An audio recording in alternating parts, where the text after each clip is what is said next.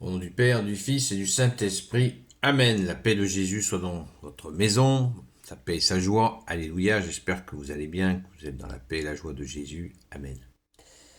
Eh bien, nous poursuivons apparemment l'évangile selon saint Matthieu. Après avoir lu le chapitre 6, nous commençons le chapitre 7, versets 1 à 5. Que ta parole, Jésus, rentre dans mon esprit, que ma bouche proclame ta parole et que mon cœur l'accueille. Amen. La paille et la poutre.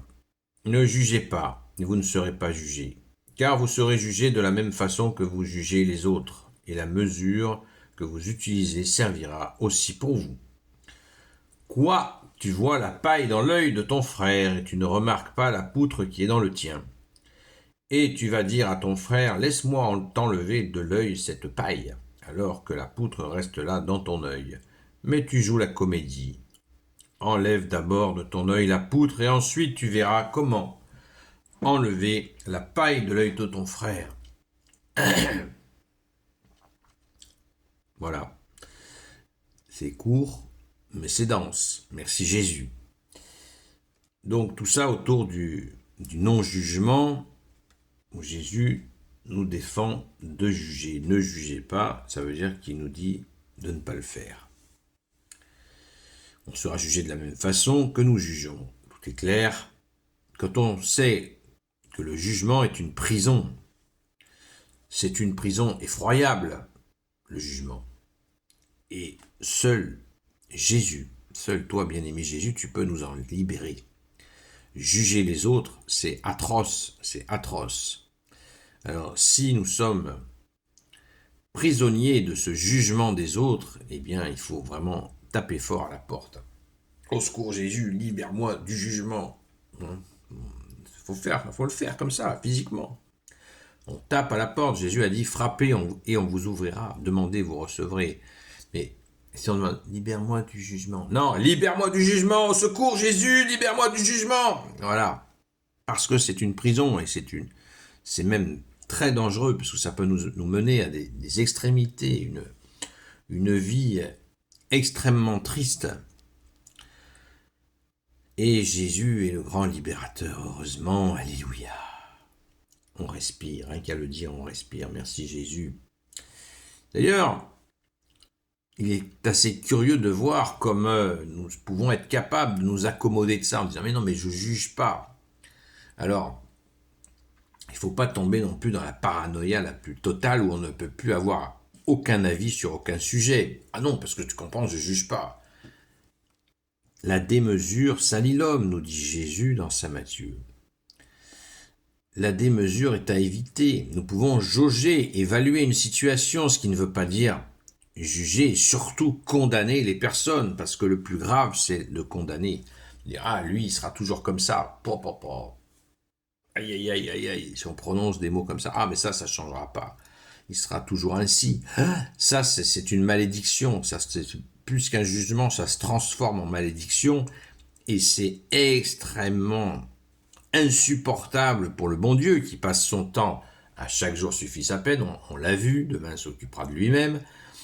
Chaque jour, Jésus qui est Dieu relève des gens sans cesse. Et puis nous, créatures, nous osons dire « Ah, celui-là ou celle-là, elle sera toujours comme ça. » Là, on fout le feu à la maison. Il faut vraiment éviter de faire ça. Ne pas condamner. On peut avoir un avis sur une situation.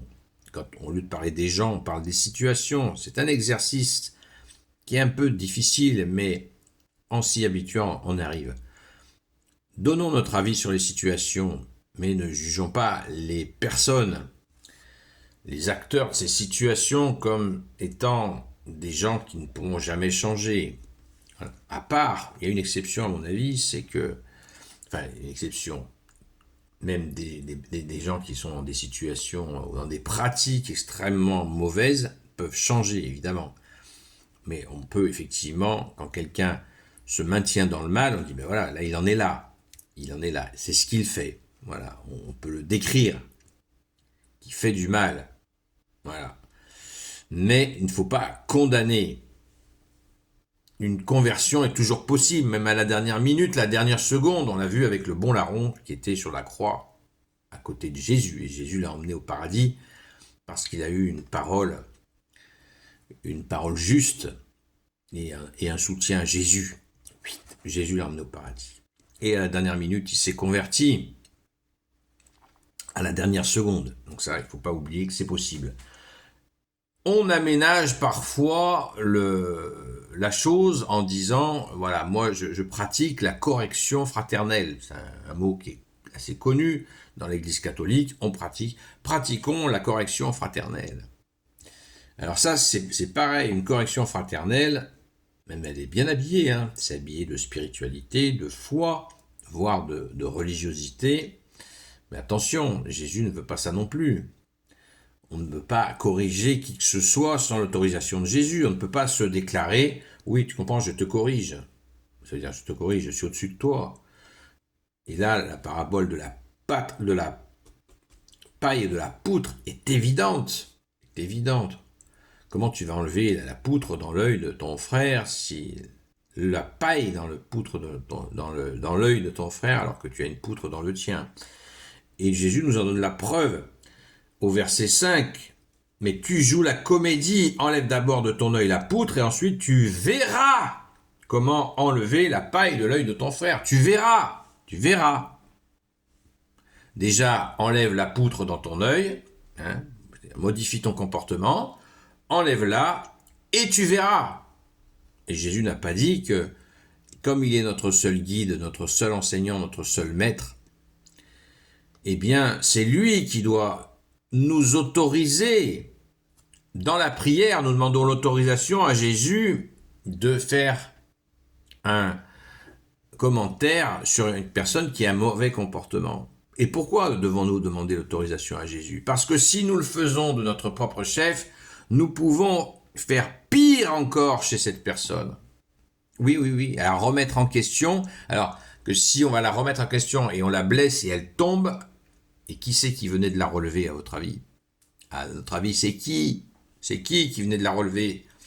Eh bien, c'est Jésus lui-même. Si c'est Jésus lui-même qui l'a relevée et nous la faisons tomber, vous voyez là, c'est la catastrophe. On ne peut pas aller à l'inverse de ce que fait Jésus. C'est catastrophique. Voilà. Donc, soyons humbles. Enlevons les poutres dans nos yeux. Et si nous avons quelqu'un avec qui pour qui nous voulons suggérer de changer de comportement, prions, demandons à Jésus s'il nous autorise. La plupart du temps, je peux vous garantir que c'est non. Parce que c'est Jésus qui fait, c'est Jésus qui tisse, comme le potier aussi. C'est Jésus qui répare, qui enlève les mauvaises choses, mais il faut que la personne soit demandeuse, car Jésus ne franchit jamais la ligne rouge du libre arbitre. Merci Jésus d'être le roi de gloire, le Dieu de nos vies. Amen. Gloire au Père, au Fils et au Saint-Esprit, maintenant et toujours et pour l'éternité. Amen. Ô Jésus, toi qui peux tout et qui porte tout, je te confie toutes celles et ceux qui regarderont cette vidéo, ainsi que leurs proches. Sainte Marie, notre Mère, Grand Saint Joseph, la terreur des démons, Sainte Marie-Madeleine, notre chère Sainte Patronne, et vous tous les saints et saintes amis de toi Jésus, Saint Michel Archange, Saint Gabriel Archange, Saint Raphaël Archange, et vous tous les anges qui te servent, ô Jésus, je vous confie toutes celles et ceux qui regarderont cette vidéo, ainsi que leurs proches. À très vite.